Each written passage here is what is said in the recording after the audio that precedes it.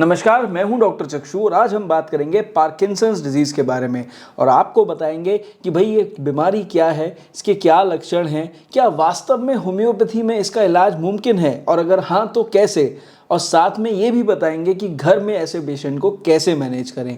सभी बातों को समझने के लिए वीडियो को प्लीज़ पूरा देखिए। बात समझ में आए थम्स अप दीजिए और चैनल पर पहली बार आए हैं तो सब्सक्राइब ज़रूर करिए। चलिए मिलकर होम्योपैथी की पब्लिक इमेज इम्प्रूव करते हैं।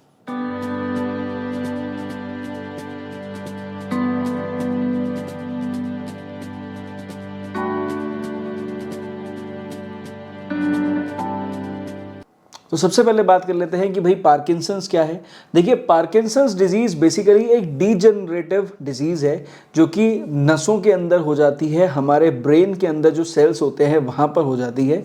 अब ये जो बीमारी है, इस बीमारी में हमारे ब्रेन्स के सेल की डेथ हो जाती है, जिसके वजह से जो डोपामीन जो एक केमिकल सिक्रीट करते हैं जिससे कि स्टेबल मूवमेंट्स होते हैं बॉडी के अंदर, वो डोपामीन नाम के जो सिक्रीशन है वो बहुत हद तक कम होने लग जाता है ब्रेन सेल डेथ की वजह से।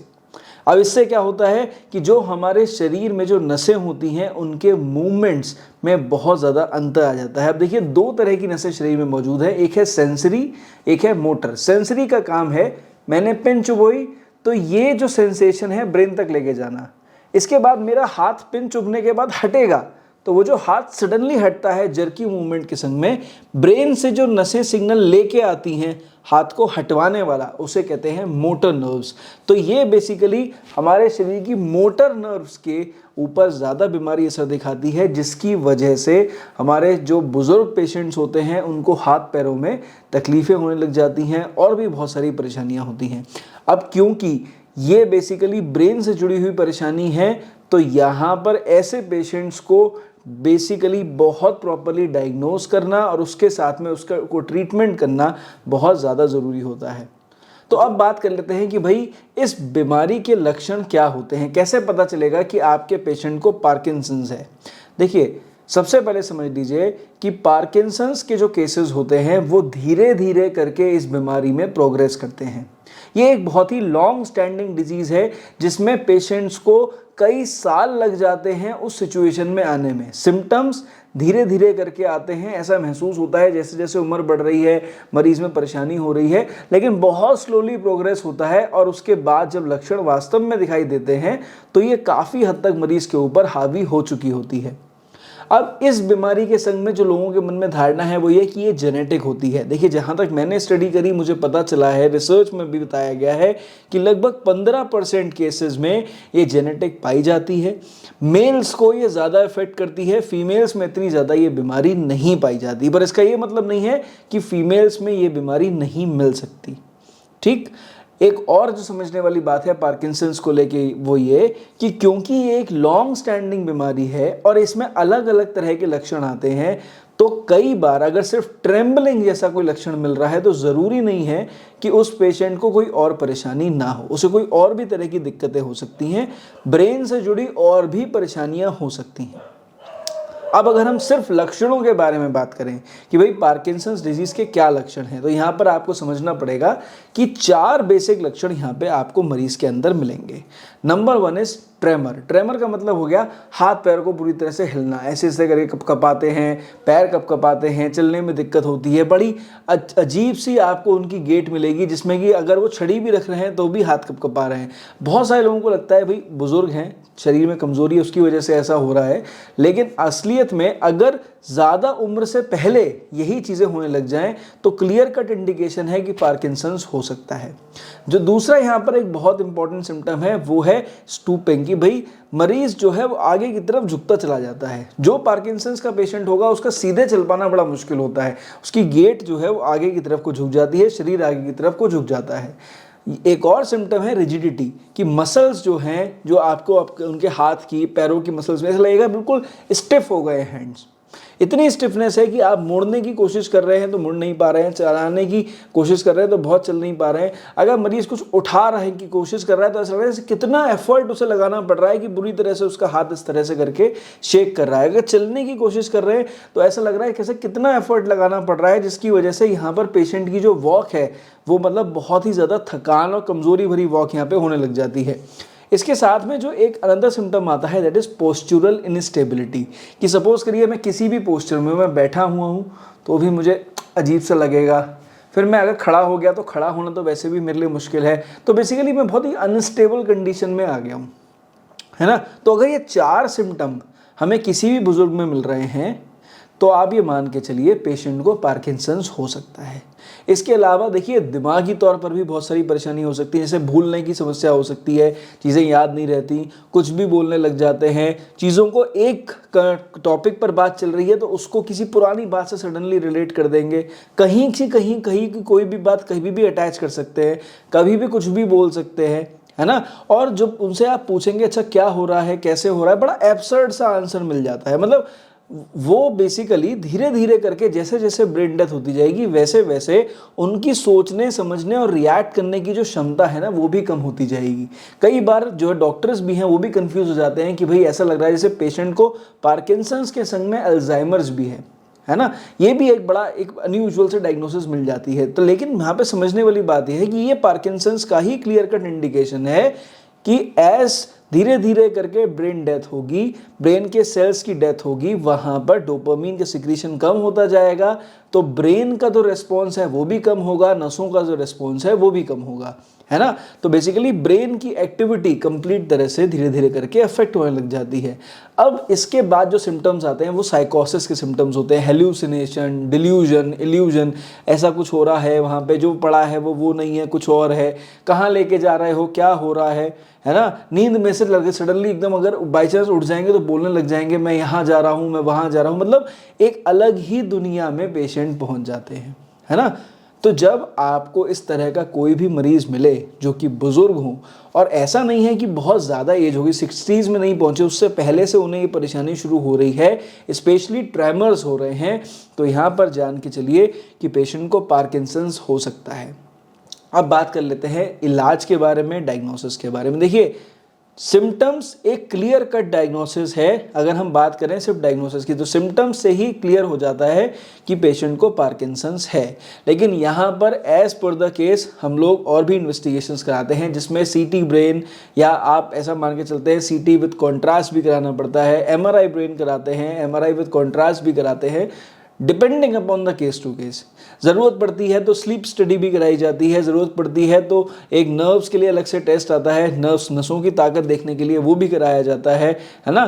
तो ये सारी टेस्टिंग कराई जाती है, एक प्रॉपर वे में इसको डायग्नोस किया जाता है कि क्या वास्तव में ये है, और है तो भाई इस समय किस लेवल पे है, प्रोग्नोसिस क्या है मरीज़ की। अब अगर एक बार पार्किंसंस का डायग्नोसिस हो गया तो नॉर्मली जो कैजुअल ट्रीटमेंट्स हैं वो शुरू हो जाते हैं, जो एलोपैथिक डॉक्टर्स या न्यूरोलॉजिस्ट शुरू करते हैं। ऐसे में हम घर में अपने मरीज का कैसे टेक केयर कर सकते हैं। देखिए आपको समझना पड़ेगा, जब ऑलरेडी ब्रेन अफेक्टेड है तो यहाँ पर हमें एंटीऑक्सीडेंट से भरी हुई डाइट उन्हें देनी पड़ेगी, जिसमें सूप इंक्लूड करिए, जूसेस इंक्लूड करिए, जैसे एप्पल जूस ऐसे केसेस के लिए बहुत ज़रूरी है। सूप आपको देना है तो आप उनको टमाटर, गाजर, चुकंदर, पालक, लौकी ऐसी चीज़ों का सूप दीजिए जिसमें एंटीऑक्सीडेंट से भरपूर हो। थोड़ा सा प्रोटीन की भी रिक्वायरमेंट है। आप उन्हें जो भी सीजनल फल आ रहे हैं उन्हें ज़रूर दीजिए। उन्हें जब भी कोई सलाद आप देते हैं तो ग्रेट करके दीजिए, उसका जूस उन्हें ज़रूर दीजिए। सैलेड में जो आप काला नमक डालते हैं पानी निकल जाता है, वो आप पेशेंट को ज़रूर दीजिए। उनको मिलेट्स उनकी डाइट में इंक्लूड करिए। देखिए रोटी, चावल, दाल, सब्जी, ये जो हमारी स्टेपल डाइट है ना, इसको सिर्फ पेट भरने के लेवल तक रखिए। लेकिन ऐसे पेशेंट्स के अंदर पेट भी भरना ज़रूरी है, लेकिन उसके संग में हमें क्वालिटी ऑफ फूड भी देना ज़रूरी है। ऐसे केसेस में कई बार ऐसा होता है पेशेंट भूल जाता है कि उसने खाना कब खाया था, तो ज़रूरी है कि पेशेंट के पेट में कुछ ना कुछ पड़ा रहे। इसलिए हर 3 से 4 घंटे पे कुछ ना कुछ उन्हें ज़रूर खिलाते रहें। कभी फ्रूट्स खिला दिए, कभी सैलेड खिला दी, कभी कुछ खिला दिया, कभी ग्रीन टी पिला दी, कभी ब्लैक कॉफ़ी पिला दी, कभी नॉर्मल चाय पिला दी, है ना। लिक्विड्स भी देने ज़रूरी हैं, फ्रूट्स भी देने ज़रूरी हैं। चीनी ऐसे पेशेंट्स में कम देनी है, कार्ब्स ऐसे पेशेंट्स को कम देने हैं, है ना। कार्बोहाइड्रेट का मतलब हो गया बहुत ज़्यादा आलू मत दीजिए, बहुत ज़्यादा चीनी मत दीजिए, बहुत ज़्यादा चावल मत दीजिए सब कुछ दीजिए, थोड़ा थोड़ा दीजिए। डीप फ्राइड फूड बहुत ज़्यादा मत दीजिए। हमें बेसिकली नसों को रिजुविनेट करना है, हमें ब्रेन को रिजुविनेट करना है, तो खुराक की एक लिमिटेशन है। उसके संग में एक्सरसाइज ज़रूरी है। कैसे एक्सरसाइज कराएंगे आप अपने पेशेंट की? हर उनके जितने भी जॉइंट्स हैं, जैसे मैं वीडियो पहले भी बना चुका हूँ, आप सूक्ष्म व्यायाम कराइए, उनके हर जॉइंट का मूवमेंट कराइए। वो खुद नहीं कर पा रहा है अगर, तो आप किसी फिजियोथेरेपिस्ट की असिस्टेंस लीजिए, या आप खुद अपने मरीज के हाथों पैरों की अच्छे से मालिश करिए, बढ़िया से पूरे शरीर की उनके मालिश करिए, उनकी फिंगर्स को चलवाने की कोशिश करिए, उनके हाथ को चलाने की कोशिश करिए, प्रॉपर तरह से मूवमेंट्स कराइए, लिटा कर उनकी मालिश करिए, हाथ पैरों का मूवमेंट करिए। जब तक आप ये चीज़ें नहीं करेंगे तब तक मरीज को दिक्कत आएगी। कई बार मूवमेंट ना होने की वजह से मसल्स में एट्रोफी हो जाती है, मसल सिकुड़ जाती हैं, तो पेशेंट्स के अंदर जो मसल्स में ताकत होती है वो ताकत कम हो जाती है, तो बड़ी ऐसे पेशेंट्स में परेशानी होती है। यहाँ पर बहुत ज़रूरी है कि हमें घर पर पेशेंट का टेक केयर 3 अलग अलग चीज़ों से करना है। डाइट जिसमें एंटीऑक्सीडेंट्स हों, जो नेचुरल डाइट ज़्यादा हो, कुक्ड फूड की एक लिमिटेशन हो, संग में हमें फ्लूइड्स भी पूरी भरपूर मात्रा में देने हैं, सूप भी देना है, जूसेस भी देने हैं, हमें चाय कॉफ़ी थोड़ा बहुत हम देना चाहें हम दे सकते हैं। अलग अलग तरह से हमें उनके अंदर शरीर में चीज़ें देनी है ना। इसके बाद हम यहाँ पे एक्सरसाइज की बात आती है, जिसमें हर जोड़ की एक्सरसाइज करनी ज़रूरी है, हर मसल के ऊपर फोकस करना ज़रूरी है, शरीर की मालिश करनी ज़रूरी है ताकि पेशेंट को ड्राइनेस ना रहे। और उसके बाद आ जाइए मेंटल बिहेवियर के ऊपर कि हमें मरीज को ऐसे कामों में इन्वॉल्व करना है जो उन्होंने ज़िंदगी भर किए हैं। फॉर एग्जाम्पल, अगर आपके फादर जो भी जिनको पार्किंसंस हुआ अगर टीचर थे तो हमें उन्हें टीचिंग वाले लिटरेरी काम में लगाना है। कोई अगर इंजीनियर थे तो हमें उसे इंजीनियरिंग वाली चीज़ों में उन्हें डालना है। अगर किसी ने जिस भी लेवल का काम उन्होंने अपनी ज़िंदगी में किया है उसी लेवल के काम में हमें उन्हें इनग्रॉस करना है, ताकि उनकी पुरानी मेमोरी जो है वो उस काम के संग में जुड़ी रहे और वो इंटरेस्ट लेते रहें, है ना। इंटरेस्ट लेना बहुत ज़रूरी है। जब तक आप मेंटली, फिजिकली, डाइट के संग में काम नहीं करेंगे आप ऐसे केस को ठीक नहीं कर सकते। अब अगर होम्योपैथिक ट्रीटमेंट की बात करें तो मैं आपको 2 चीज़ें साफ तौर पर बता देना चाहता हूँ कि देखिए, जहाँ तक मेरा एक्सपीरियंस है और मैंने जितने केसेस पार्किंसंस के हैंडल करे हैं जिसमें इम्प्रूवमेंट दिए हैं, देखिए 100% तो आप किसी मरीज़ को ठीक नहीं कर सकते, ये आप साफ तौर पर समझ लीजिए जो सच्चाई है। पर अगर आप 80% तक इम्प्रूवमेंट दे दें ऐसे केसेस के अंदर, तो वो जो परिवार है ना वो हमेशा आपके लिए ऋणी सा हो जाता है कि सर आपने तो जो है बाबूजी को या जो भी मरीज़ थे उनको आपने इतना ठीक कर दिया कि अब वो काफ़ी बेहतर है पहले से। थोड़ी बहुत तो दिक्कत उम्र की वजह से होनी है, डिजेनरेटिव डिजीज़ है तो होनी है, लेकिन अगर आपने लगभग 70-80% तक पेशेंट को सिम्टोमेटिकली इम्प्रूव कर दिया तो पेशेंट का जो लिविंग स्टैंडर्ड है वो इम्प्रूव हो जाता है। इसमें कई होम्योपैथिक मेडिसिन हैं जो काम आती हैं, जैसे मेरी फेवरेट रेमेडी है कॉस्टिकम। आप अगर कॉस्टिकम किताबों में पढ़ेंगे तो आप ये मान के चलें कि नसों की परेशानी, जहाँ पे नसों में वीकनेस हो, जहाँ पे नर्व सेल डेथ हो रही हो, या नर्व्स जो है उनके अंदर न्यूरैल्जिया हो, पेन हो, लॉस ऑफ सेंसेशन हो, या सेंसेशन हो तो ओवर सेंसेशन हो, ब्रेन से जुड़ी प्रॉब्लम्स हो जहाँ पे पैरालिसिस टाइप कंडीशंस हो या ट्रेमर्स टाइप कंडीशंस हो, तो लगभग हर तरह की न्यूरोलॉजिकल कंप्लेंट पर कहीं ना कहीं कॉस्टिकम ज़रूर आएगी। And it is one of the leading remedies, मैं बहुत इस्तेमाल करता हूँ।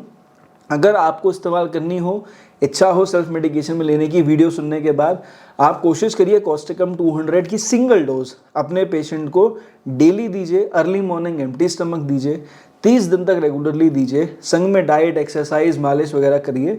आपको अपने पेशेंट में धीरे धीरे करके इम्प्रूवमेंट महीने भर में काफ़ी हद तक महसूस होगा, है ना। और अगर आपको इम्प्रूवमेंट आ रहा है तो फौरन नियर बाय होम्योपैथिक डॉक्टर से संपर्क करिए, बढ़िया दवाइयाँ शुरू कराइए, एज पर द केस आपके पेशेंट में बहुत अच्छा इंप्रूवमेंट आएगा। लेकिन 30 दिन से ज़्यादा कॉस्टिकम को सेल्फ मेडिकेशन में इस्तेमाल नहीं करना चाहिए, ये गलत है। ठीक, अब आ जाइए दूसरी दवा, वो है हेलोडर्मा। हेलोडर्मा भी मेरी जो है एक फेवरेट दवा मान के चल लीजिए कि भाई जहाँ मुझे मिल गया पार्किंसंस है और वन साइडेड सा लग रहा है, ट्रेमर्स हैं वन साइडेड से ज़्यादा लग रहे हैं, खासकर लेफ्ट साइड में अफेक्शन ज़्यादा है, आपको ठंडा लग रहा है, हाथ के अंदर पैर में ठंडक महसूस हो रही है और पेशेंट को बड़ी वीकनेस है, उठने में, बैठने में, चलने में, काम करने में बड़ी वीकनेस महसूस हो रही है, Heloderma is the remedy of my choice.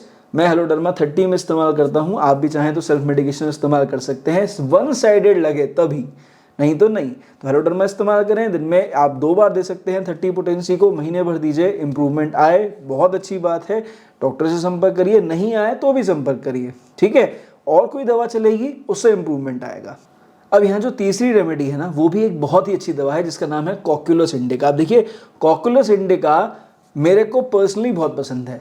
इसका रीज़न है कि बिल्कुल जो ओल्ड एज में पार्किंसंस के केस, जैसा हमने किताबों में पढ़ा है, जब हमारे सामने आए कि चल रहे हैं तो जो वॉक है वो अनस्टेडी है, पता नहीं कब गिर जाएंगे। ऐसे इस तरह से चल रहे हैं, झुके हुए चल रहे हैं कि पता नहीं कब गिर जाएंगे। कुछ भी चीज पकड़ ली तो कोई भरोसा नहीं कब गिर जाए, क्योंकि हर चीज पकड़ने के बाद हाथ बुरी तरह से हिलने लग जाते हैं। तो जहां बिल्कुल पर्टिकुलरली ट्रेमर्स मिलने लग जाएं, अनस्टेबल गेट मिल जाए, मरीज झुका हुआ मिल जाए, उसके शरीर में कमजोरी मिल जाए और संग में उसमें हिस्ट्री मिल जाए कि भाई इनका कहीं कुछ गिरे थे, कोई चोट लगी थी या कहीं नसों में कोई डैमेज हुआ था, कोई कंप्रेशन था, खासकर जब ऐसा महसूस हो जैसे सर्वाइकल साहब इन्हें बहुत होता था, बहुत आगे झुके झुके रहते थे और बिल्कुल गर्दन अकड़ी रहती थी। कई बार दिक्कतें हुई हैं, ठीक हो गए, लेकिन अब धीरे धीरे करके ये प्रॉब्लम शुरू हो गई। अगर ऐसा कुछ मिल रहा है और नहीं भी मिल रहा तो केवल यही सिम्टम मिल रहे हैं जो मैंने आपको बताए हैं, cocculus is one of the leading remedies. आप कॉक्युलस 30 में इस्तेमाल करें, दिन में 2 बार के हिसाब से इस्तेमाल करें, महीने भर इस्तेमाल करें, आपके पेशेंट में ज़रूर इंप्रूवमेंट आएगा। अगर इंप्रूवमेंट आए तो भी डॉक्टर को दिखाएं ताकि और अच्छी दवाइयाँ संग में चल पाएँ और ज़्यादा इंप्रूवमेंट, बेहतर इंप्रूवमेंट मिले। अगर नहीं भी आता है तो ज़रूर ही दिखाएं, क्योंकि वहाँ पर और बेहतर दवाइयाँ चलेंगी। हो सकता है कॉक्युलस आपके मरीज़ की दवा हो ही ना, ठीक है। तो ये जो 3 होम्योपैथिक दवाइयां हैं ये वास्तव में बहुत अच्छे रिजल्ट देती है, और भी हैं एज पर द केस, और भी दवाइयां हैं जो और अच्छे रिजल्ट देती हैं, पर ये 3 बहुत बढ़िया रिजल्ट देती हैं। तो आई होप कि मैंने जो पार्किंसंस के बारे में आपको जानकारी दी है, पेशेंट मैनेजमेंट के बारे में, दवाइयों के बारे में, और जो होम्योपैथी को लेकर मैंने विश्वास पैदा करने की कोशिश करी है, आप अपने डॉक्टर्स को ज़रूर कंसल्ट करेंगे, उन्हें दिखाएंगे, अपने मरीज़ को ठीक करने के लिए होम्योपैथी का साथ ज़रूर लेंगे। तो इस वीडियो में सिर्फ इतना ही। मेरी तरफ से नमस्कार, थैंक यू।